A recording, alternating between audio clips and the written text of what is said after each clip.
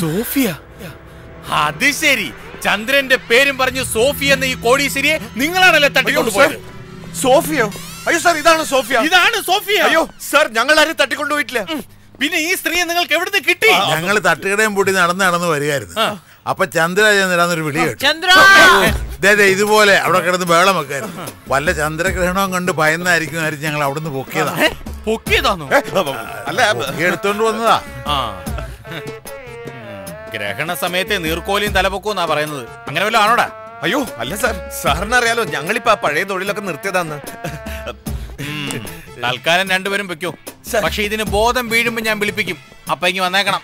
രണ്ടുപേരും വരണോ? വരണം. അപ്പൊ ശരി സാർ. ഇതൊരു പോലീസ് സ്റ്റേഷൻ, ഒരു ഇടി പോലും ഇല്ല. വല്ലതും പറഞ്ഞായിരുന്നോ? ഇവിടെ ഇടിയില്ലെന്ന് പറയായിരുന്നു. ആ വനിതാ സെല്ലി വിളിച്ചിട്ട് ആ രാജമ്മയോട് 5-6 വനിതാ പോലീസുകാർ ഇങ്ങോട്ട് വരാൻ പറ. പറ്റിയാലൊരു പൊക്കിളിനോട് കൊണ്ടുവരാൻ പറ. അതെന്തിനാ സാർ? ഇതിനെ എടുത്തൊന്ന് അകത്തോട്ട് കിടത്തണ്ടേ? ഓ എന്റെ ഭഗവാനെ, കണ്ടിട്ടൊരു ഫുഡ് കോർപ്പറേഷൻ ആണെന്ന് തോന്നുന്നു. ബോധം വീഴുമ്പോ ഭക്ഷണം വല്ലതും ചോദിച്ച ഇന്ന് ഹർത്താലാണെന്ന് പറഞ്ഞാൽ മതി. അല്ലെ നമ്മുടെ രണ്ടുപേരെ ശമ്പളം ഇന്നത്തോടെ തീരും.